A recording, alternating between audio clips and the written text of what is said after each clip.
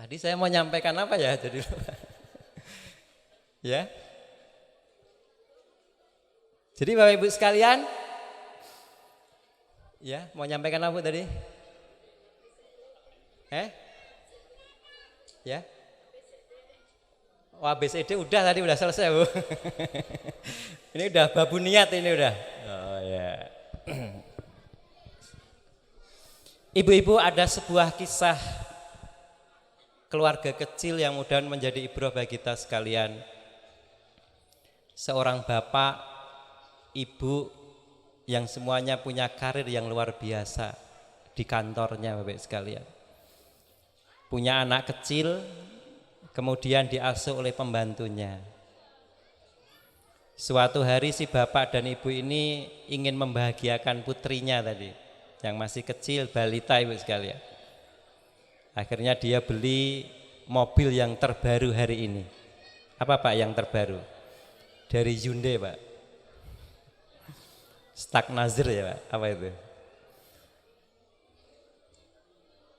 Yang kalau kita lupa ngerem, di depannya ada mobil yang lewat, dia bisa ngerem sendiri.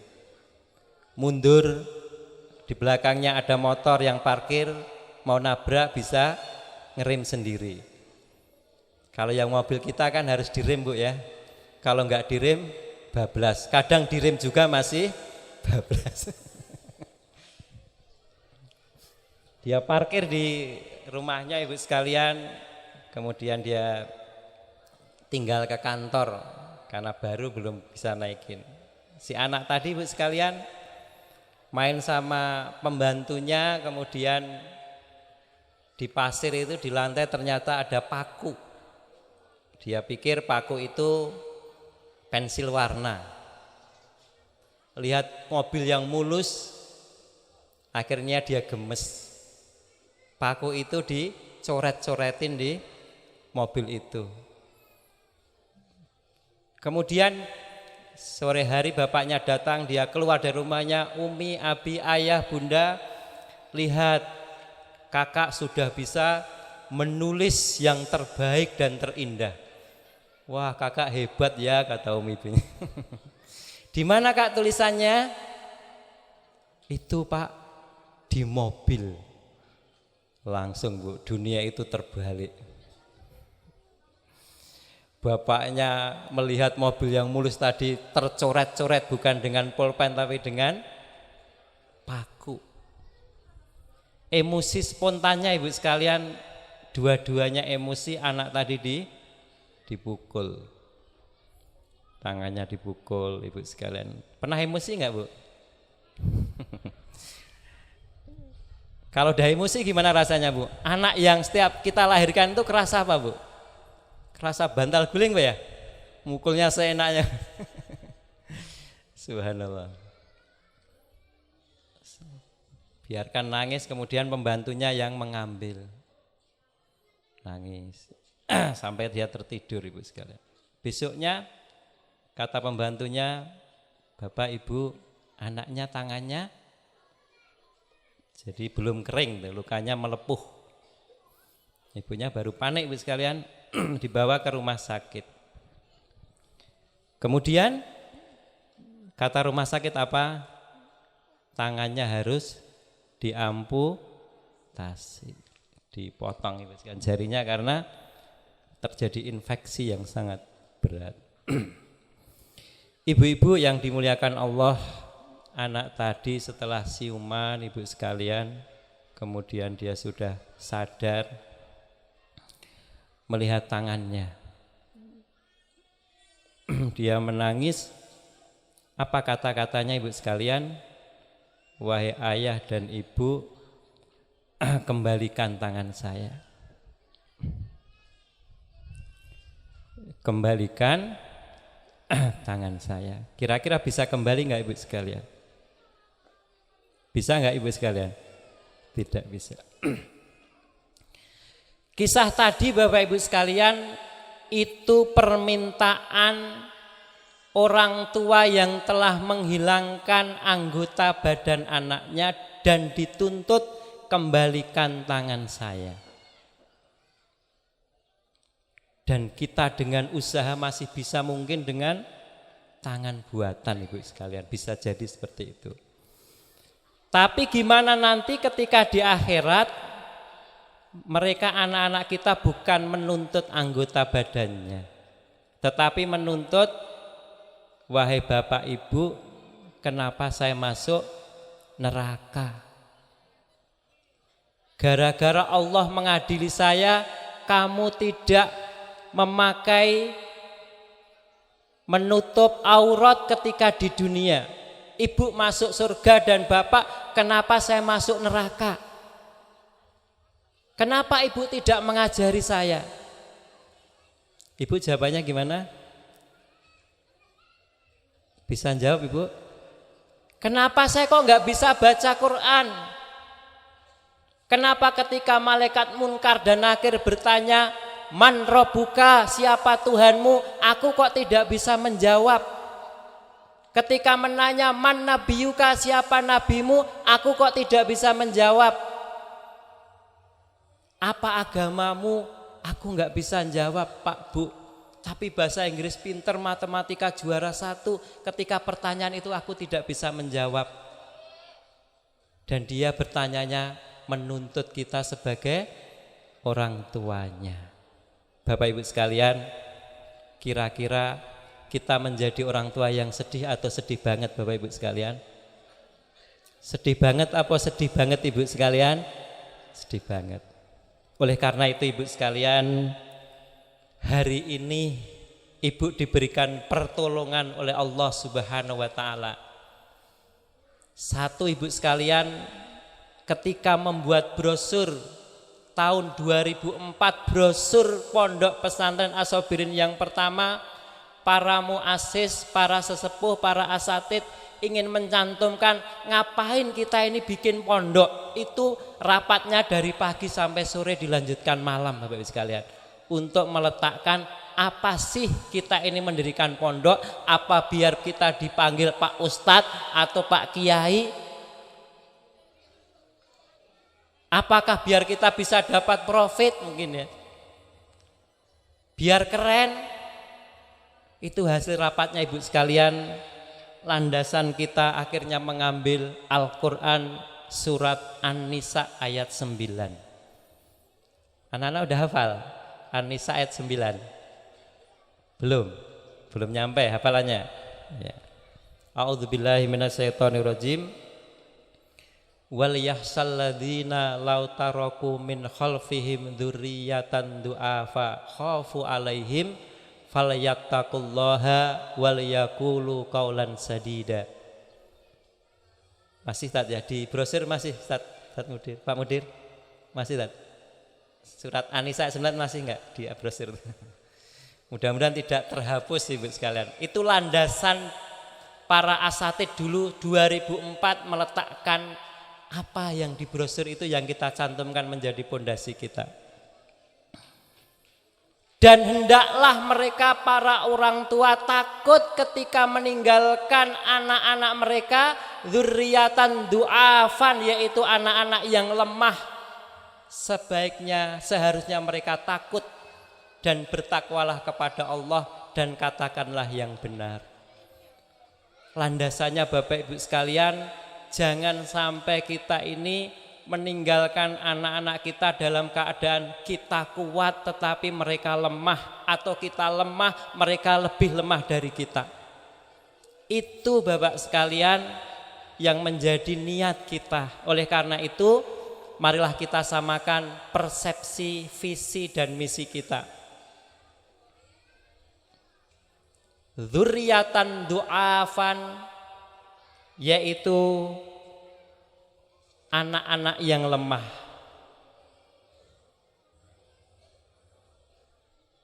Tadi disampaikan oleh ketua panitia, melahirkan anak-anak yang berakidah salimah, yaitu akidah yang benar. Jangan sampai mereka lemah, satu lemah akidahnya.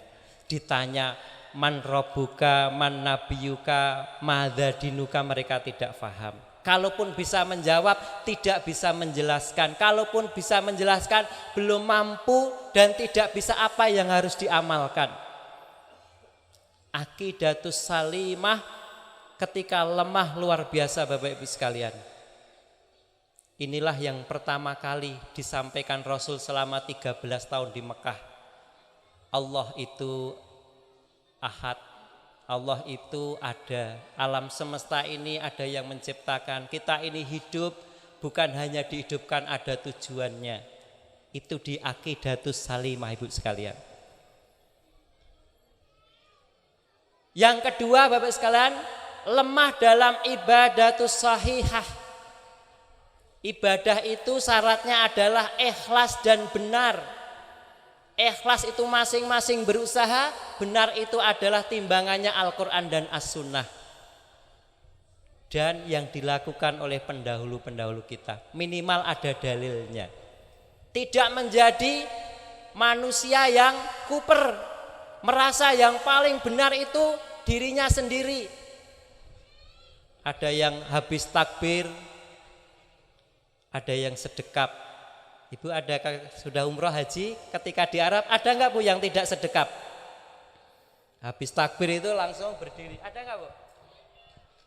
Itu kalau anak-anak kita kuper, dia akan langsung mengatakan sholat kamu tidak sah. Padahal mereka punya madhab.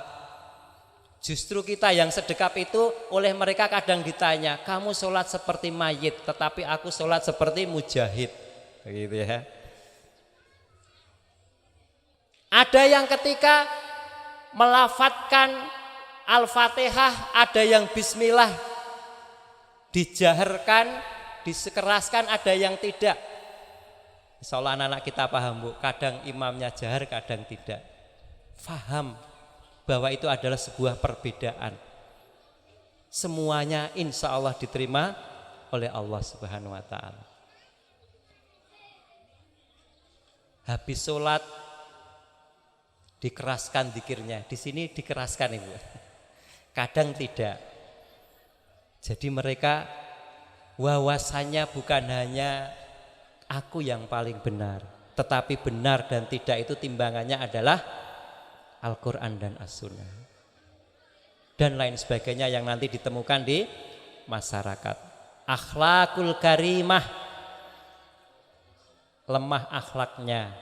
Nanti ada poin. Dan yang keempat adalah lemah kemandiriannya.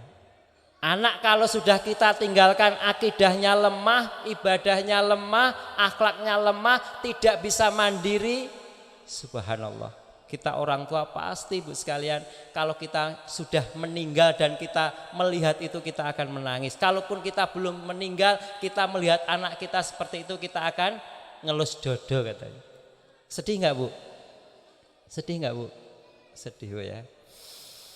Jadi Bapak sekalian, itulah landasan yang pertama Bapak Ibu sekalian, kenapa pondok ini ada, oleh karena kenapa ibu hadir di sini menyekolahkan anaknya, seperti itu misinya Bu. Yang tidak setuju habis ini boleh dibawa pulang anaknya. Ada yang nggak setuju Bu? Wah nggak cocok Ustadz. Nggak cocoknya yang di mana nanti? Kalau nggak cocok banget, boleh pamitan. Tapi jangan semuanya Bu ya, satu aja. Yang kedua Bapak Ibu sekalian, firman Allah Subhanahu wa taala dalam surat Tahrim ayat 6. Ini tidak masuk brosur Ibu sekalian, ini tambahan saya. A'udzubillahi minasyaitonirrajim. Ya ayyuhalladzina amanu qu anfusakum wa ahlikum naro. Wahai orang yang beriman, jagalah diri kamu dan keluargamu dari siksanya api neraka yang terbuat dari batu dan manusia, yang di atasnya ada malaikat yang sangat kejam. Tadi disampaikan mudir ketua yayasan Ibu sekalian, mudir sampai berkali-kali mengulang, pendidikan itu tanggung jawab orang tua. Masih ingat Bu? Diulang berapa kali Bu? Itu menandakan betapa besarnya amanah pendidikan itu Ibu sekalian, yang ketika orang tua menaruh anaknya ketika datang dan mengambil ketika sudah lulus tanpa ada kata-kata di dalamnya. Ada Ibu sekalian. Ustadz saya antarkan, 3 tahun kemudian pas lulus kemudian diambil.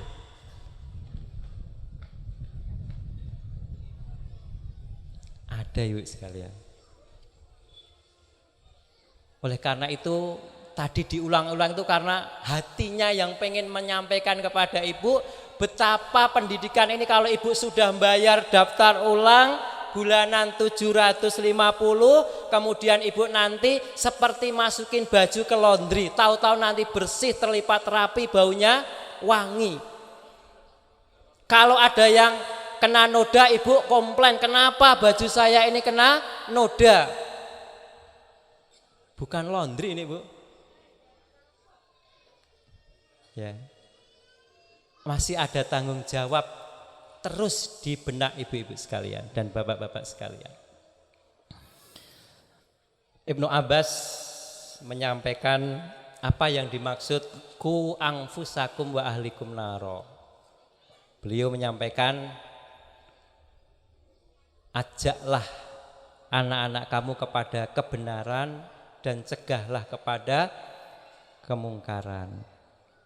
Ali bin Abi Thalib radhiyallahu anhu, nanti yang kita garis-garis bawahi, mengatakan jagalah keluargamu dari api neraka, adibuhum wa alimuhum. Ajarkanlah adab dan ilmu Bapak Ibu sekalian. Jadi untuk menjaga neraka itu ada 2, adab dan ilmu, dan ulama mengatakan belajar adab lebih panjang dan lebih sulit dibandingkan belajar ilmu. Adab kepada Allah, kepada Rasul, kepada kitab, kepada orang tua, kepada orang yang lebih tua, yang lebih kecil dan sebagainya. Itu lebih susah dibandingkan hanya menghafal dzoroba yadribu dzorban, sajadah yasjudu sajadatan dan sebagainya. Apalagi hanya menghafalkan Al-Quran, itu yang lebih susah adalah nanti adabnya Bapak Ibu sekalian. Saya tertarik perkataannya seorang ahli parenting, Muhammad Fauzil Azim, yang masih hidup dan orang Indonesia Ibu sekalian. Tatkala menyampaikan hadis arba'in yang kedua ketika Rasul didatangi oleh malaikat Jibril. Ketika itu Rasul bersama dengan sahabatnya, datang seorang laki-laki, rambutnya klimis, mukanya bersih dan berseri, pakaiannya putih-putih, kemudian langsung duduk di depan Rasulullah.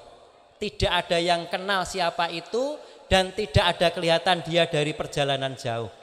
Datang kepada Rasul mengatakan, ya Muhammad, mahwal Islam, mahwal iman, mahwa ihsan. Rasulullah menjawab dengan baik, al-islamu huwa, al-imanu huwa, al-ihsanu huwa. Kemudian orang tadi mengatakan, ya Muhammad, kapan terjadinya hari kiamat? Allah yang tahu terjadinya hari kiamat. Kalau begitu apa ciri-cirinya datangnya hari kiamat? Baru Rasulullah mengatakan, antalida robbataha. Ada yang mengatakan antalida robbaha. Seorang budak melahirkan tuannya. Saya buka semua syarah dan hampir semuanya saya kadang bingung menyampaikan apa yang dimaksud budak melahirkan tuannya.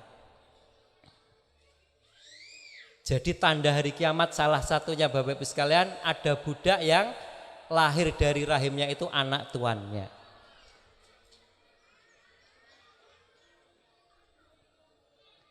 Kemudian saya baca tulisannya Muhammad Faizul Azim.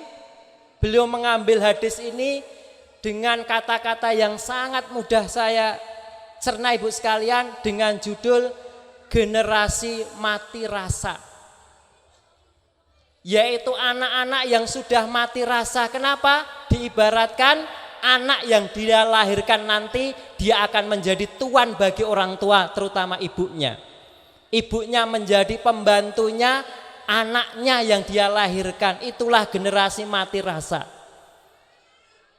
Orang tuanya nyuci piring, anaknya malah apa ibu sekalian? Nonton, mungkin ya Bu ya.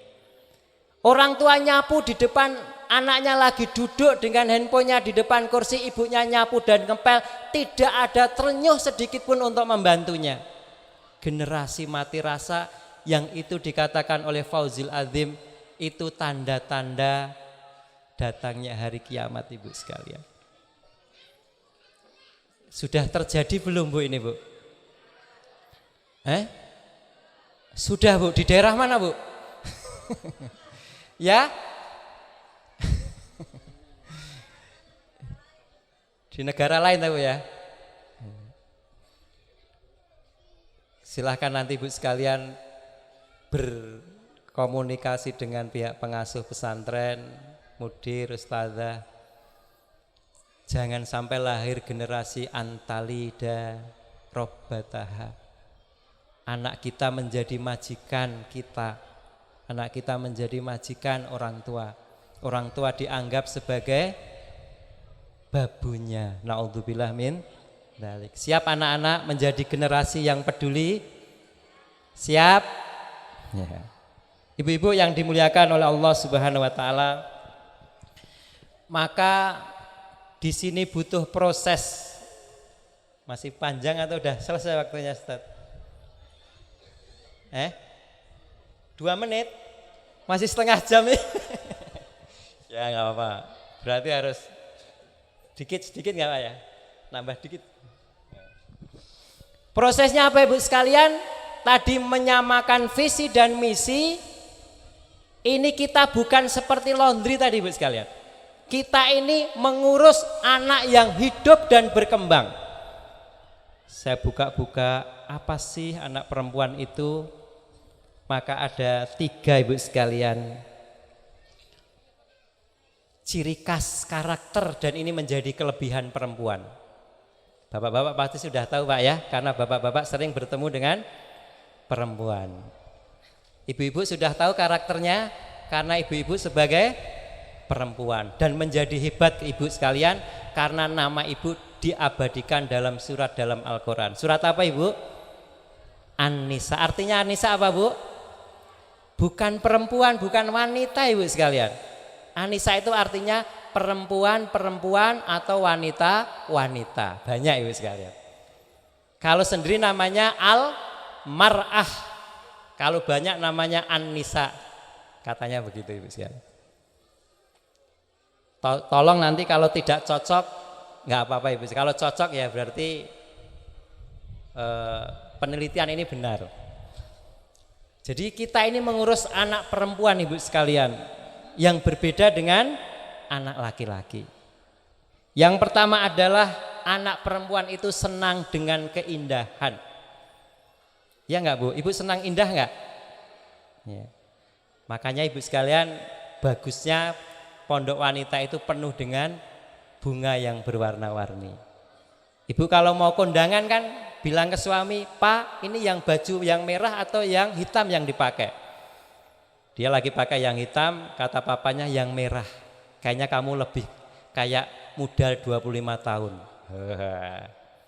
Sudah dibilang gitu, keluar rumah malah pakainya baju biru. Saking bingungnya milih, konsultasi disuruh pakai merah, setelah disuruh pakai merah, keluar rumah malah pakai baju biru. Itu Ibu sekalian. Yang kedua, al-mar'ah itu sama dengan kalmir'ah, seperti cermin. Maka jangan heran ibu-ibu suka bercermin. Di rumah kalau cermin nggak ada, bingung nggak sekalian. Jadi kalau ngerjain ibu-ibunya cermin di rumah copotin aja Pak. Saya di kelas itu yang kelas 2, kelas 3, biar kelas 1 belum. Diajar tuh khusyuk, depannya bukunya diberdirikan gitu ya. Wah ini anak khusyuk banget di belakang ya. Setelah bukunya itu ketimpa angin jatuh, yang kelihatan malah cermin. Bawa cermin ternyata. Jadi keindahan yang pertama. Oleh karena itu suasana keindahan itu menjadi fitrah dari wanita. Yang kedua ibu sekalian, ingin merasa dihormati. Anak saya hafal 5 juz. Ibu yang sampingnya mesti menimpali, anak saya juga bulan depan pasti 6 juz. Tidak mau kalah ibu sekalian. Itu enggak apa-apa, itu kelebihan para wanita. Yang ketiga ibu sekalian, sensitif. Pakai perasaan. Sehingga di dalam Islam saksi wanita itu harus 2. Kalau laki-laki 1, kalau wanita 2. Kenapa ibu sekalian? Dia akan menyampaikan yang dilihat itu yang pertama dengan perasaannya. Maka ketika nanti ibu ditelepon atau nelpon anaknya, kemudian anak keluhan, Mi di pondok nggak enak, temennya pada nakal semuanya, aku selalu dibully. Bapak ibu kalau langsung menerima 100%, terjebak kena prank anak bapak ibu sekalian. Itu dia sedang punya masalah satu dengan temannya, ketika dia curhat seluruhnya kena ibu sekalian. Perasaan yang dulu kan. Kalau sudah banyak keluhan ibu sekalian, hati-hati kalau ibu menanggapi, itu berarti tanda-tanda dia ingin punya alasan. Ya udah, pingin mendapatkan kata-kata, ya udah kalau nggak kuat di pondok jangan diteruskan, Abi dan Umi cabut, besok berangkat, kamu siapkan kopernya. Wah, dia langsung senang ibu sekalian. Itu yang diharapkan ibu sekalian. Jangan kena prank ya bu ya. Tanya dulu ke ustazahnya, konsultasi, kasih motivasi. Ya ibu sekalian. Anak-anak, betahkan makanan yang paling enak. Makanan apa lauknya? Hari apa? Hari apa? Itu bu. Makanan yang paling enak ternyata bukan lele, bukan ayam, ternyata tempe goreng pakai tepung hari Jumat. Itu makanan favorit santri dan ustadznya.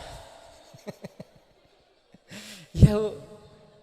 Coba ibu nanti kalau Jumat nginep di sini, nikmati tempe goreng hari Jumat, itu tidak ada tandingannya bu. Semua santri ditanya orang tuanya pasti itu, bukan lele, bukan ayam.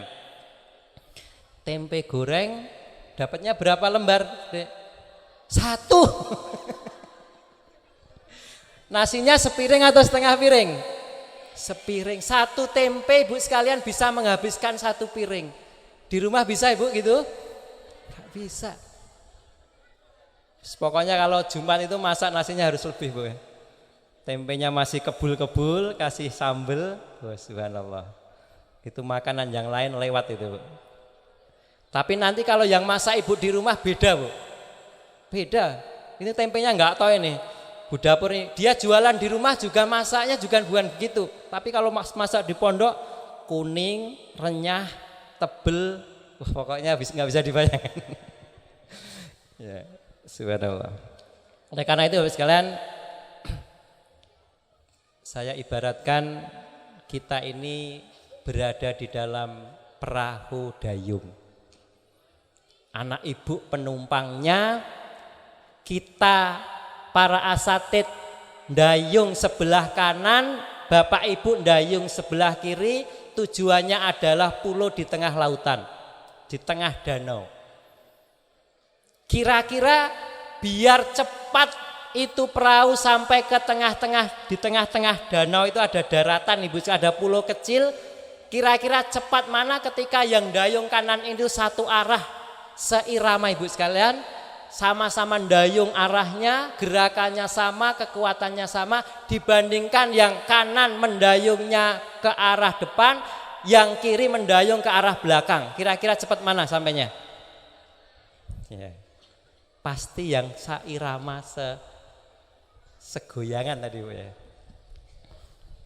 Maka ketika bapak ibu sekalian menaruh putrinya di sini, kemudian bapak ibu sekalian dan para asatid melaksanakan hak dan kewajiban, itu bagaikan mendayung seirama, searah, sekekuatan. Pasti sampai tengah tujuan dan pulaunya di tengah. Padahal tujuan kita adalah di pulau yang terakhir, daratan terakhir. Pulau yang di tengah itu adalah as-sabirin pertama 3 tahun, pulau yang di ujung itu adalah pulau yang paling terakhir kita bisa ke daratan itu adalah As-Sobrin 2 tingkat aliyah. Ustaz, saya cukup 1 tahun saja.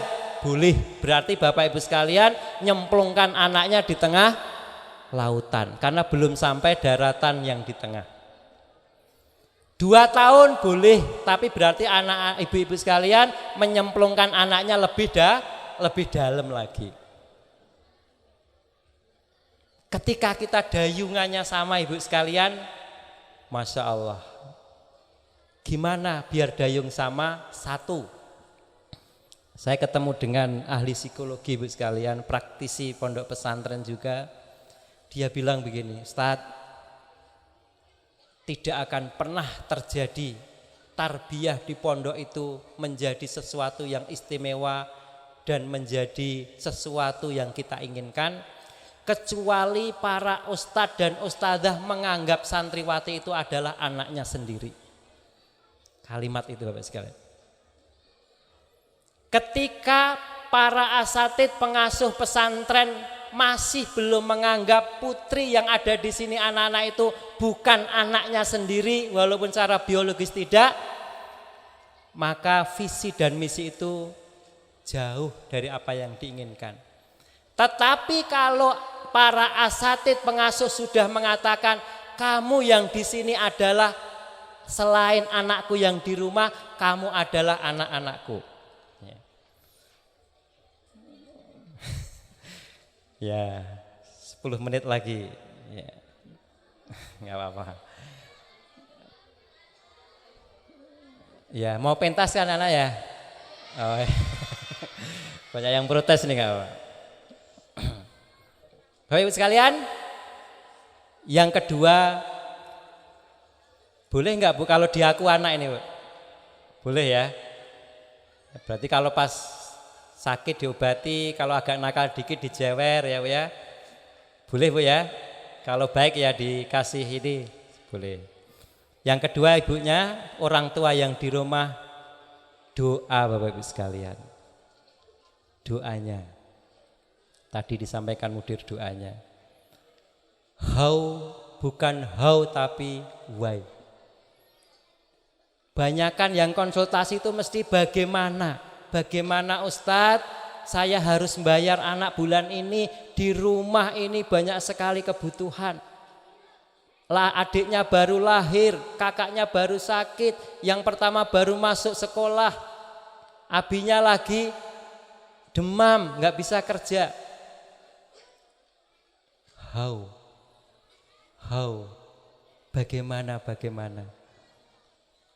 Bertanyalah Bapak Ibu sekalian, mengapa anak saya ini saya masukkan ke pondok, sehingga nanti Allah mudahkan keajaiban. Saya masukkan anak saya ke pondok, mudah-mudahan Allah berikan keluasan rizki, mudah-mudahan menjadi penambah kebarokahan rizki. List yang pertama itu adalah SPP As-Sobirin, list kedua baru dapur. Biasanya As-Sobirin list keberapa Bu? Hah? Terakhir. Pantesan tadi ketua yayasannya kaget itu. List pertama apa Bu? Biasanya As-Sobirin list ke berapa Bu? List ke? Oh, lupa. Oh, berarti sampai nggak ada listnya. Ya, mudah-mudahan nanti As-Sobirin list pertama. Ya, list pertama. Ini sebenarnya tidak akan saya sampaikan, tetapi saya sampaikan Ibu sekalian. Ibu-ibu yang dimuliakan oleh Allah Subhanahu wa taala, mudah-mudahan doa yang ibu dari jauh itu diijabahi oleh Allah. Ibu yang berdoa di rumah, anak-anak yang berdoa dari sini. Sering ibu sekalian, anak-anak disapa, karena disapa itu salah satu bentuk tarbiyah, baik oleh ustazah maupun orang tuanya. Yang kedua ibu sekalian, kalau perlu dibisikin, dikasih motivasi. Nak, kamu kalau lulus pondok, ibu kuliahkan jadi seorang bidan, seorang dokter, seorang hafid. Kamu boleh keluar di Mesir atau Yaman. Yang ketiga ibu sekalian, silahkan didoakan di depan anak-anaknya sesering mungkin. Ibu doanya Robbi habli minas solihin, Robbi habli minas solihin, Robbi habli miladunka dzurriatan solihatan thayyibatan innaka sami'ud du'a. Ya Allah, jadikanlah anakku ini orang-orang yang soleh, keturunan yang thayyibah. Tapi doanya jangan panjang-panjang. Di depan anaknya doanya panjang sampai 10 menit, dikira sedang meruqyah anaknya. Cukup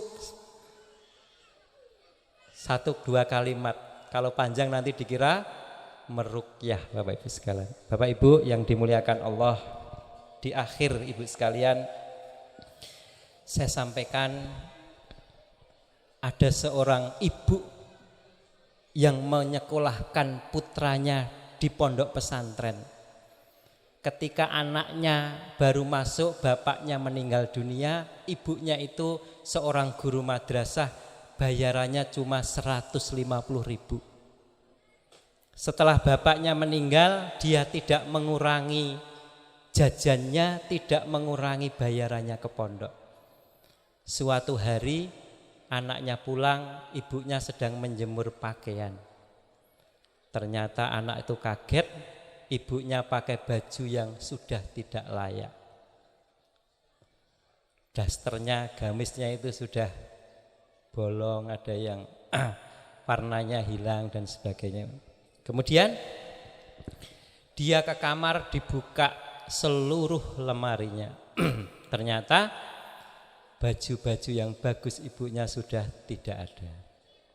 Apa yang terjadi, Ibu sekalian? Anak tadi bertanya kepada kakak-kakaknya dan jawabannya adalah baju yang bagus-bagus sudah dijual. Ibu kamu makan sehari 1 kali, pagi minum, siang, kemudian makannya cuma malam. Demi untuk apa, Ibu sekalian? Untuk anaknya tadi. Dan dengan takdir Allah Subhanahu wa taala, pengorbanan itu menjadi sesuatu yang luar biasa. Kalau ibu-ibu suka buka YouTube, itu ada Ustadz Adi Hidayat. Itu beliau menyekolahkan orang tuanya seperti itu. Jadi Ibu sekalian, sekali lagi silakan dipasang list yang pertama atau yang keberapa untuk putrinya. Mudah-mudahan beberapa kalimat yang saya sampaikan ini bisa menjadi iktibar bagi diri saya, menjadi wasiat bagi diri saya, para asatid dan para wali santri sekalian. Mudah-mudahan kita dipertemukan sebagaimana di surat At-Tur 21, bertemu kembali dengan anak keturunan kita di dalam surganya Allah Subhanahu wa taala. Atas nama pengasuh, mohon maaf kalau ada kekurangan. Dan sebelumnya saya ingin memberikan kenang-kenangan di luar panitia dan sudah saya sampaikan kepada panitia. Nanti tolong diumumkan, Ustaz ya. Pas saya umumkan nanti silahkan maju Pak sekalian. Atau yang pertama, wali yang datangnya pertama kali, bukan yang nginep Pak ya, tapi ukurannya yang ngisi daftar hadir. Nanti hadiahnya boleh diambil Bu sekalian. Ini kenang-kenangan dari saya Bu sekalian, atas nama Ananda Nadia Sabik dari Bandung. Itu daftar pertama kali di daftar hadir. Silahkan.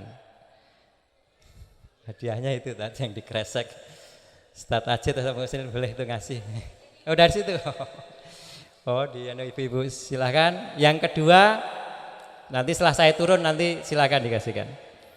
Yang paling aktif di grup WA kelas 7, paling rempong. Bukan rempong, paling aktif Bu ya. Ada sedikit info, nanya Bu ya. Gimana ini Ustaz? Wah, nanya lagi. belum ada pertanyaan sudah jawab. Ya, itu adalah ibu-ibu ya.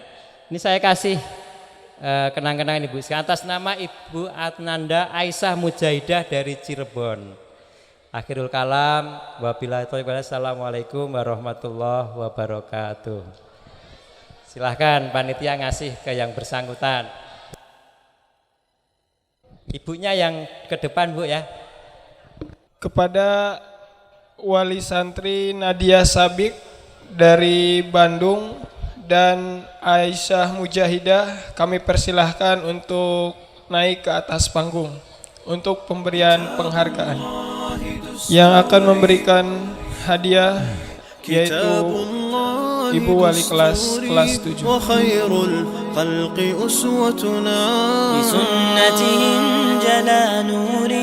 لهدي الحق أرشدنا كتاب الله دستوري وخير الخلق أسوتنا بسنته انجلى نوري لهدي الحق أرشدنا كتاب الله دستوري وخير الخلق أسوتنا بسنته انجلى نوري لهدي الحق أرشدنا